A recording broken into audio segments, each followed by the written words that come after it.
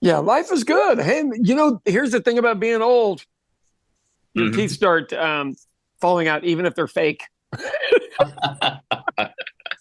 So I think I told you I am literally, instead of buying a car, I'm fixing all this old dental work. It's from 40 years ago. I mean, I don't get to complain. I got good usage out of it, but it's all got to be changed out now.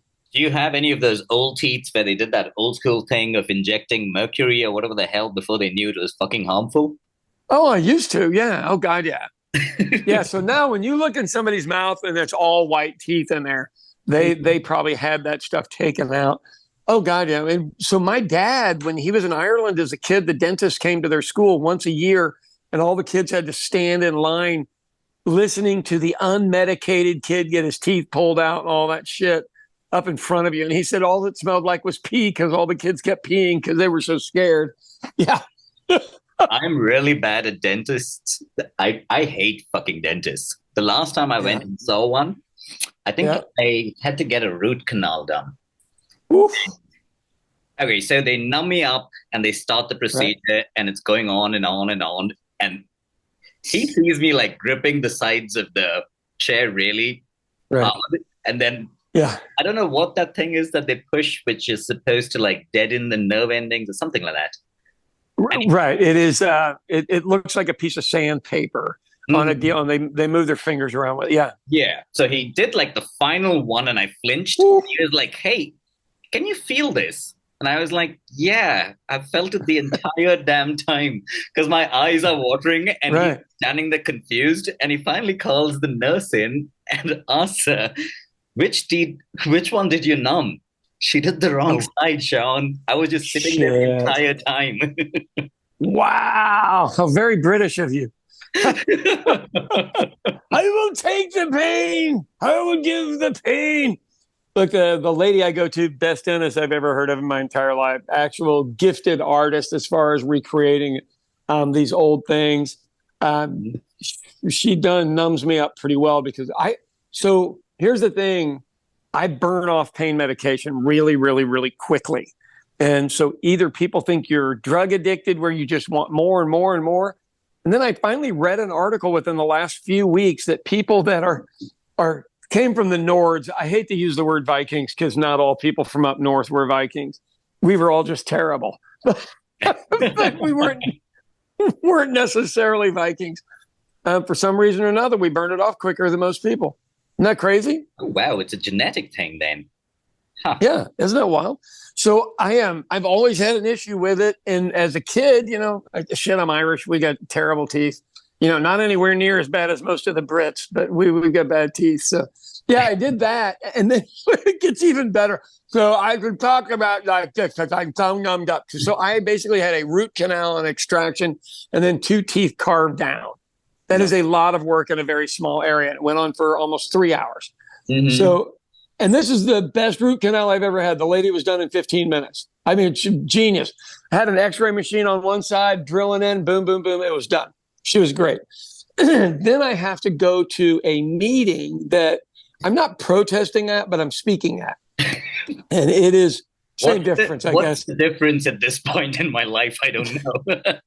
Well, so here's the hard part of this thing. So the Catholic Church, those of you that are from other religions, I'm not okay with what they did, so don't send me a letter. When you are literally speaking out against your own people, it gets a little dangerous. You know what I Hmm. mean? So I go into this room, and what has happened is because of COVID, there's an opening for all of these people to come in and try to take over public schools because they did a shitty job of running schools during COVID because they didn't know how. They'd never done it before. Hmm. And so that was the opening for the uneducated folks, just not realizing, oh, wow, educating my kids at home really sucks. And they wanted to blame the school. And you're like, no, that's what Google's for. You learn how to teach. And that's what they did and learned how to teach a different way. And so everybody's mad, right? So Hmm. there's an opening for these virtual charter school, but this is the first one ever in the United States of America that is run by a religion that expects to teach religious doctrine. And if you don't go along with their stuff, you're out.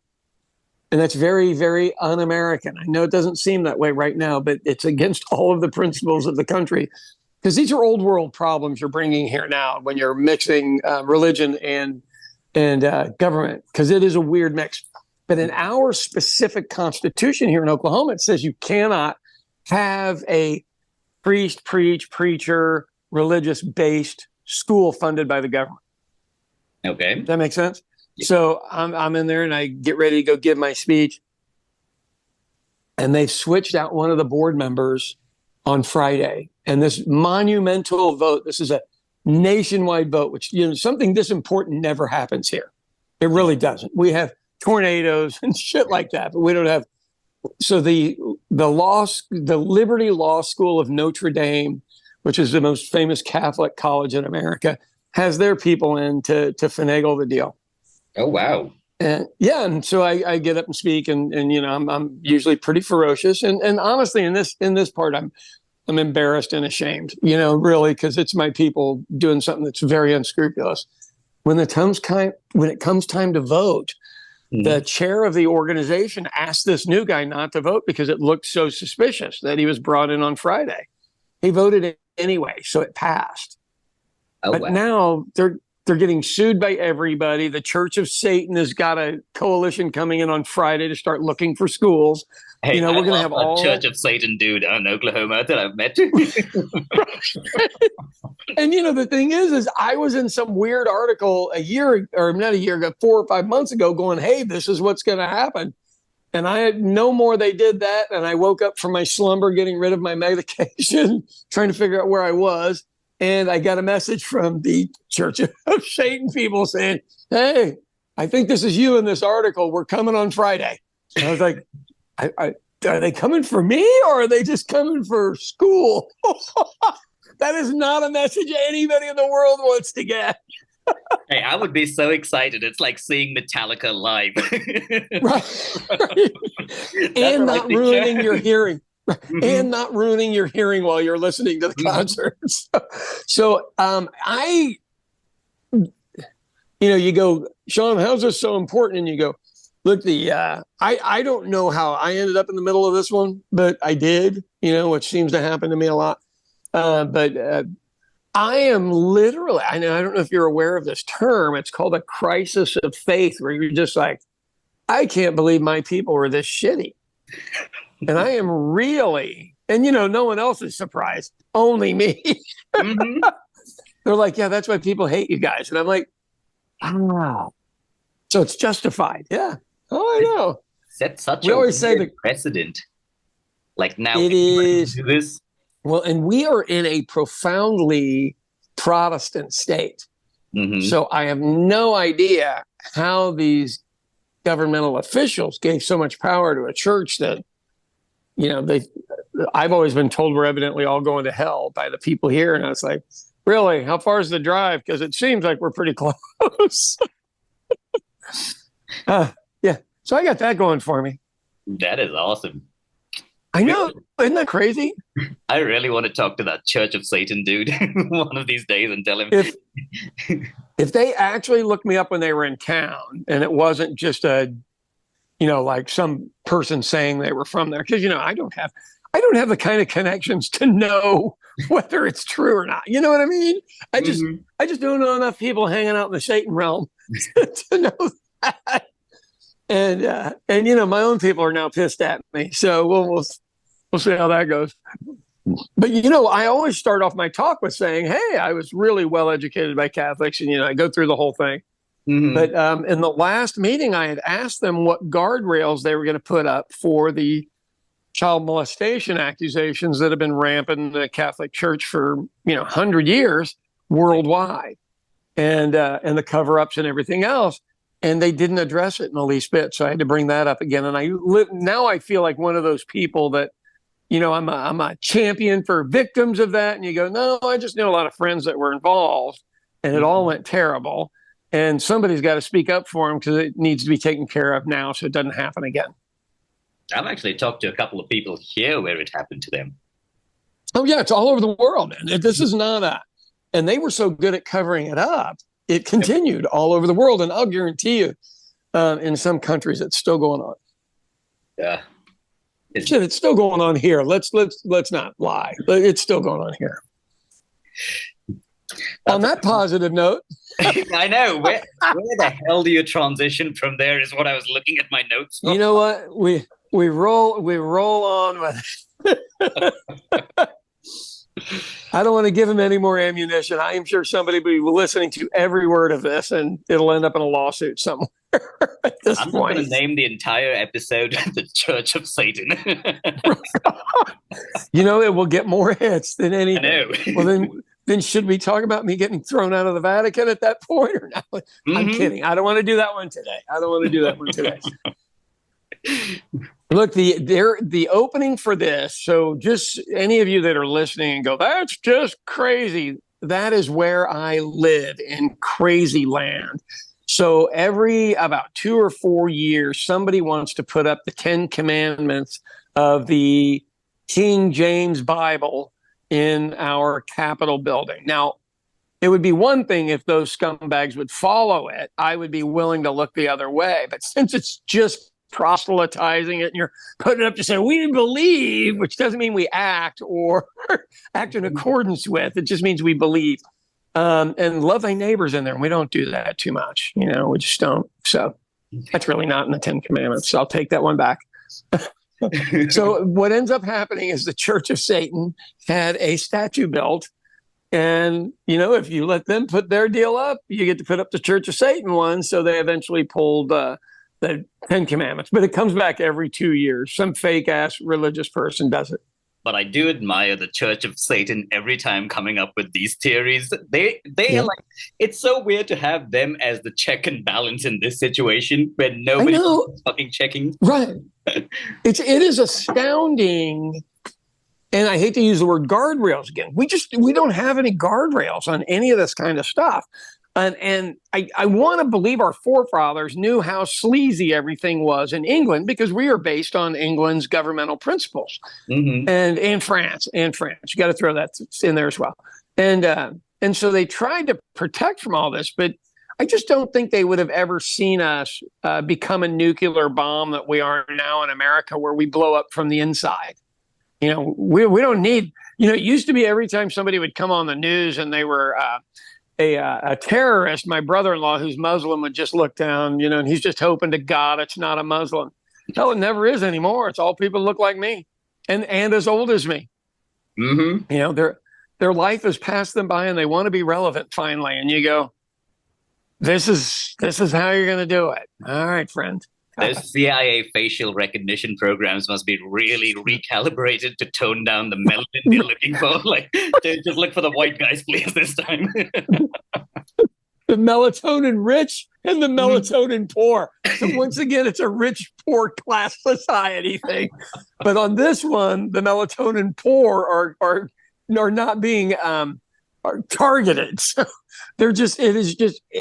So, in the village, did you just where say we are, melatonin? That's the thing that we produce to go to sleep. It's melanin. Oh shit, melanin. Sorry, dude. I'm still hyped up on drugs, and I would say I'm all hyped up on this, but I don't want to. It's just painkiller stuff. So sorry. Oh no, you're fine. Well, you should leave that in there. Oh, for sure, I am. I want to show people this is the level of operations we're running at.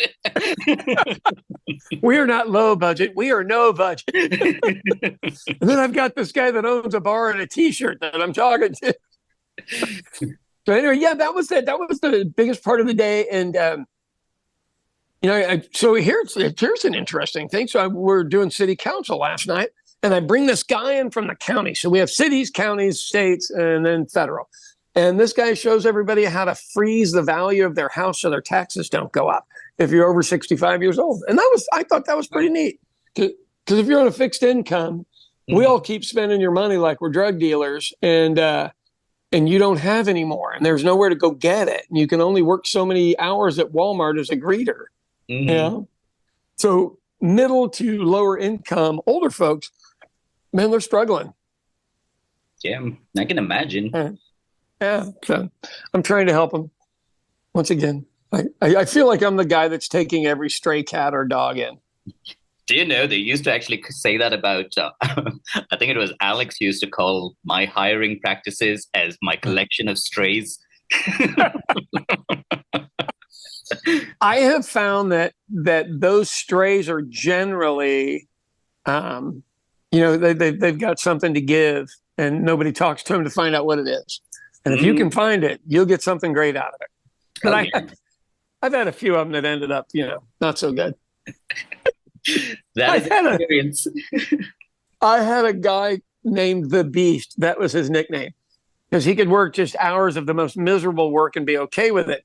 And that is a big red flag. That probably means you've been in prison, because you just worked through, there's nowhere else to go. You're not moving up. You're not moving across town. You don't get to go buy a car. One night, the guy calls me and he goes, "Hey, Sean, I can't make it into work tonight." And I'm like, "Oh, God, did something happen?" He goes, "Well, probably not going to be in tomorrow either." What happened? Oh, yeah. Oh, no, it gets way worse. But I do appreciate the phone call, even though the seriousness of this I'm not laughing about. So it's important to throw that out. He goes, "Well, are you familiar with that TV show Catch a Predator?" And I go, "Yeah, but I don't watch that stuff, man. That just makes me sick." And he goes, "Well, I got some bad news." He was caught on To Catch a Predator. I'm not even kidding. But he was. Oh, my God. Yeah, and I don't hear from him again for about 10 years. And he shows up to the pub. And he's like, "What's going on?" I'm like, "Did you just get out, Beast?" And he goes, "Yeah." And I go, "You need to stop doing that shit, buddy. I don't even know, what do you say to somebody like that?" And, but he's one of the smarter people I know. Mm-hmm. That's what's really scary. But but yeah, that's my Catch a Predator story. There was a comedian who used to do that bit where he was like, "Guys, can you please shoot these shows in like a urban area so that every guy who's coming in there doesn't look white like me?" It is. We are starting to get some bad publicity, us people. It's I don't understand that deal, nor do I want to understand it, nor do I want to read enough about it to understand it. But yeah, so we're the Beast. That was his nickname. That is awesome. I know. God, it's just terrible. What's going on with you? I've talked a lot through this episode. Oh, I was actually talking to a friend of mine who owns a brick manufacturing company. Like those old school solid bricks? No, it's like that. It's mud bricks, but I know that it's like there's a Mexican campaign that they ran some time back about it. Adobe huts or whatever the hell they build that with. Yeah. Just mud, manure, or some sort of compost and water. Yeah, and some hay. Mm-hmm. I'm like, hey, welcome to England back, 100 years ago or 1,000 years ago. So my brother-in-law is an engineer over there, civil engineer, and he'd go, "Yeah, they used to use ox blood in that mix. That's why they held for so long." And I'm like, "Are you sure?" And he goes, "Well, that's what they say." This is out of an engineer. You're like, I don't think that's definitive. This is the least scientific explanation by an engineer in the history of mankind.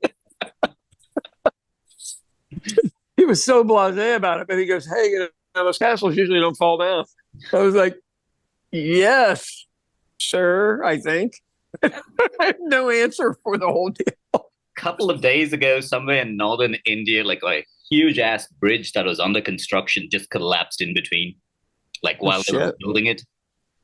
Wow. I saw a video on I think it was like TikTok or something on there. Right.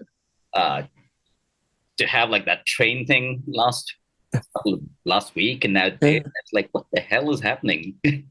Well, you do have like a quarter of the world's people, so you probably should have 25% of the problems of the world. I mean, yeah, it sounds bad, but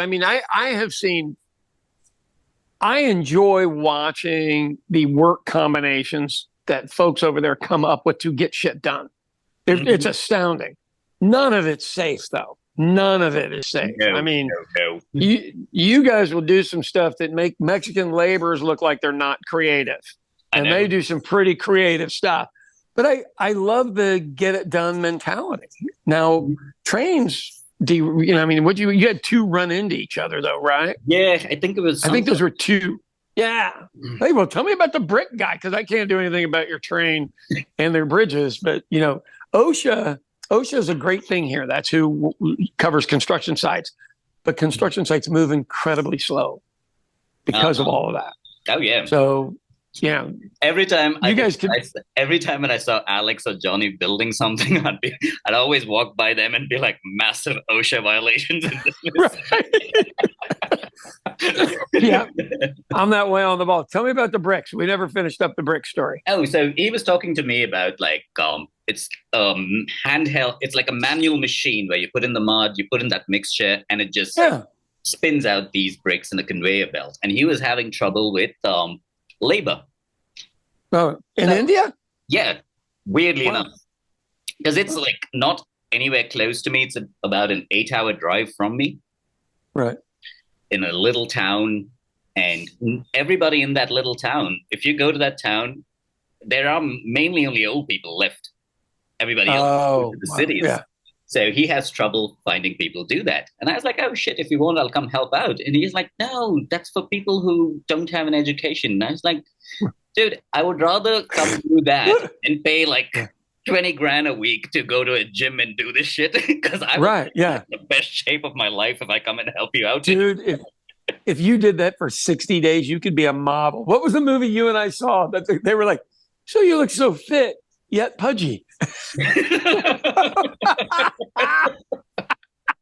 This is like the single best line in a movie ever.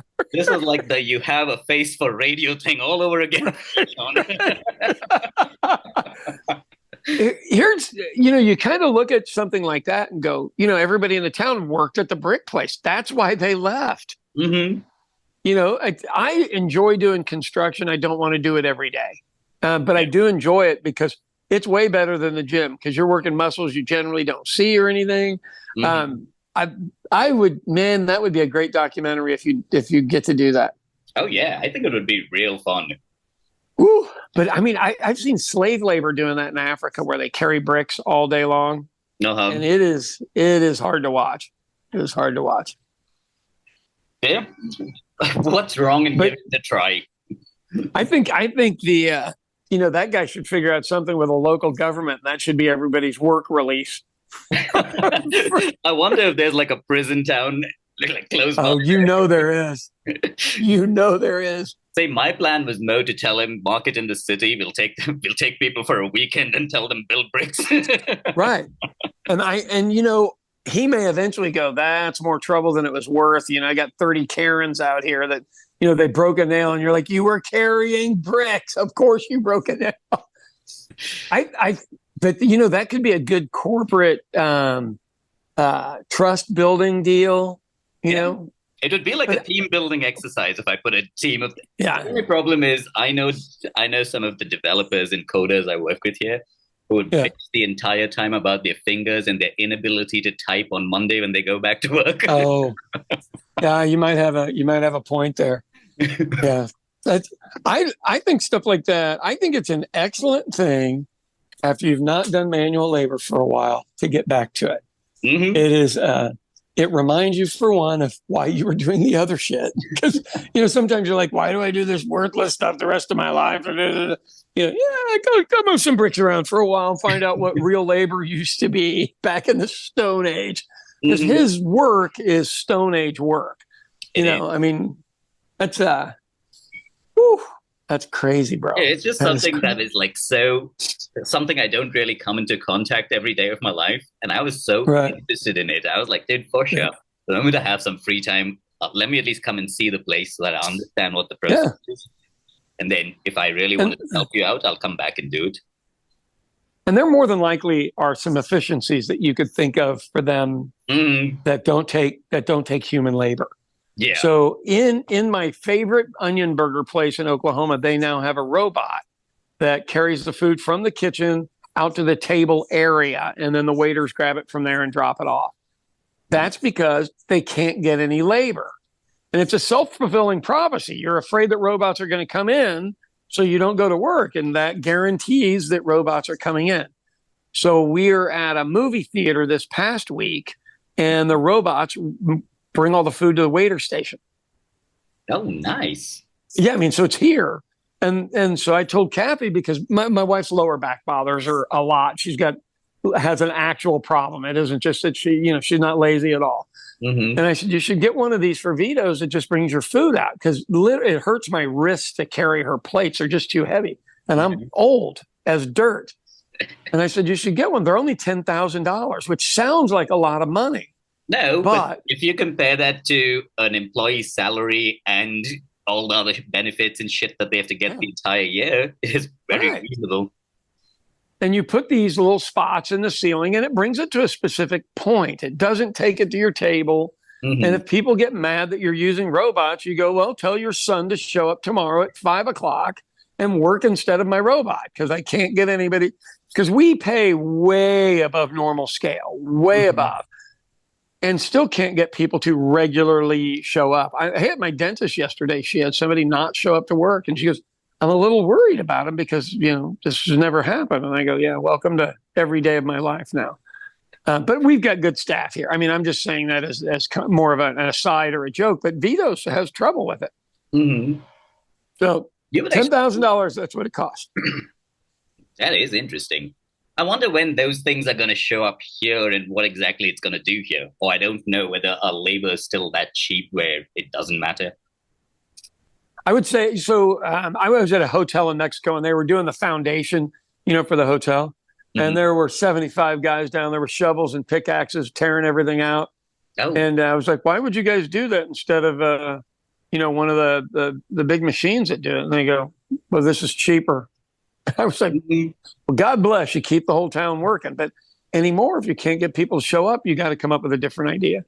So it is a self-fulfilling prophecy for people to be worried about it, yet not show up to work on time, not do no show, no calls. And we've become very European in America. We want many weeks off, our scheduled time to work. We don't want to do anything above it. And it's a problem. But I can honestly tell you from my restaurant, Diana has kept a dynamic staff the whole time. Everybody still works. I mean, I don't have any complaints, but I watch it with others. And these are decent managers. These aren't people who treat people like shit. Yeah. And they're still having the same problems. Huh. Crazy, huh? Do you think it's more of a generational thing as well? I don't want to be the old guy that says, this next generation doesn't know how to work. I knew how to work because my immigrant dad beat the shit out of me if I didn't work. And I don't care whether I was scrubbing a floor or, setting, he was a tile setter, and doing stuff for that. We were not allowed to be slower than anybody else or, I remember being somewhere and I was asleep before we started the job on like a church pew. We were doing tile work in a church. And he was like, I just don't know what the hell I'm going to do with you. And I go, nobody has started working yet. I'm just taking a nap. And he goes, I would be so embarrassed to have to lay down and take a nap before work. Yeah. And so I don't want to say my young people that I've working here are dynamite. And I really mean that. It's the opposite of what they say stupid shit a lot because they think I need to hear everything that's on their mind. Uh-huh. And if that's what I have to do to work, I had 5 kids that did the same thing. And I think a lot of them are missing some parental look or whatever they need out of me, some validation to go, yeah, maybe you shouldn't say that again. Maybe you shouldn't say that again. That's the funny thing. I never thought of that, Tim. That they actually end up looking up to you to fill some sort of void that they probably had growing up and things like that. Oh, dude, I have raised more fatherless girls than you can ever imagine. And I teach them to not take shit off of people. And what you allow boys to do is what they will do. You set the groundwork. You set the guardrails. And they don't know. They've only learned what their mom or grandma taught them. Okay. If it's your grandma teaching you, it means your mom wasn't around. So, do you really want that lesson again? But they watch me not take shit from anybody. It's probably helps them damaging and good all at the same time. Double-edged sword. Anything we do, Sean. Oh God, yeah. I don't know how I've gotten to this point in my life, but it's where I'm at. Best advice you were given, Sean. What would it be? that people gave me, or that I give people, or that actually works? All three stories. Shit. Okay. Here's a number one. My dad used to say the meanest. God, I just thought it was the meanest shit ever. And so the single biggest and best one is, if you're leading and nobody's following, you're just out for a walk. That's a good one.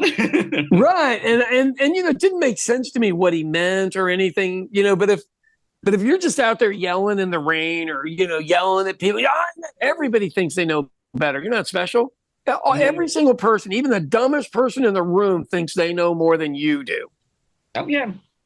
Yeah, they don't, and especially in this political climate. Whoever was in like third to the last place in your grade school is on the internet all day long. They never read a book. They never did their homework. But my God, they're an expert now in whatever the story of the moment is. Right now, it's wokeism.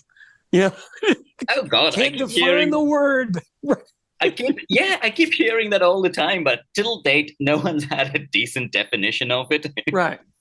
It just means aware to societal problems that are usually stemmed in racism, or the actual way something is built that works against specific people. It just means you understand it. It doesn't even mean you're going to change it. And it doesn't mean you're not an asshole. And it doesn't mean you're not a pile of crap that will take advantage of that. All it is an acknowledgement that, hey, this isn't as easy for other people as it is for me. I can walk into a room, and because of the way I speak and the way that I look, and if I have an American flag on my lapel pin, I can make myself the most interesting person in that room. And I know it. Yeah, and I know it. And so when I'm in there, especially with people of color, I go, hey, man, we're an American flag. And they're like, yeah, I don't do that. And I go, oh, you're not doing it for you. It's a statement. You're telling everybody that you're part of this damn thing, and nobody's throwing me out. And it really does matter. I have no idea why it's such a big deal. But if you do it, it really does matter. How crazy is that? And you don't want two flags, because if you got one that says India and America on it, they think you ain't for us. You ain't for us. That would be super weird if you had like one flag on each of my. Oh yeah, people do it. It's like the buttons from Fridays back in the 80s. How much bling do you have? How much bling? It's either like that, or it always makes me picture like a dictator who has like unnecessary medals on himself that he didn't win. Right? Yeah, he gave to himself. So my wife and I are in Southeast Oklahoma, and she's in a really nice dress, and she's at some event. And this guy goes, where's your American flag? And she goes, well, I have a silk dress on. If I put a flag on here, it'll pull the dress. And he goes, well, if you're not willing to wear the uniform you represent, why would I vote for you? And I thought, dear God, this matters this much to this guy. And then you start realizing there's a whole bunch of people. So, you know what dog whistles are, racist things that people say that don't sound racist. And then if you go, that's racist, they go, no, it's not. I didn't say that. You made that shit up. And all of a sudden you're like, I didn't make anything up. I know what you just fucking said. One of those deals. This is a dog whistle for I'm in the group. And it doesn't mean you're in a white supremacist group or anything else. I'm part of America. Move over and give me my damn seat, or I'm taking it. Oh, wow. Yeah, it is. I mean, I'm not gonna sit on the sidelines. I am wearing my uniform. Isn't that crazy? It is, eh? But the most. Go ahead. You can buy a packet of 24 of those flags for about $10 on Amazon. Should I just the irony is around the house? Right. The irony is, they're not made here. Made in China. They're not made here.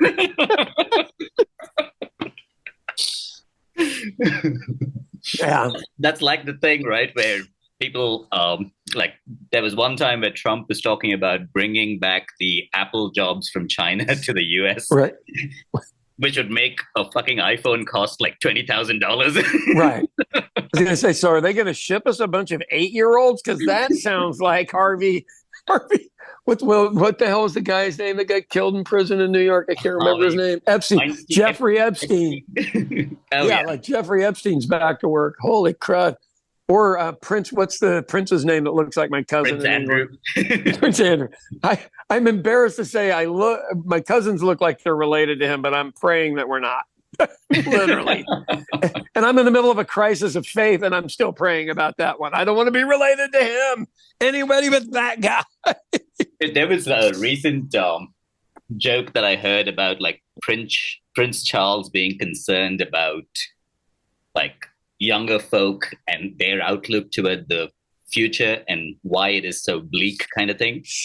Where he was trying to take part in that, and this comedian was talking about it, and he was like, "Wow!" The only time he's heard cries from the young people were those coming from Prince Andrew's side of the house.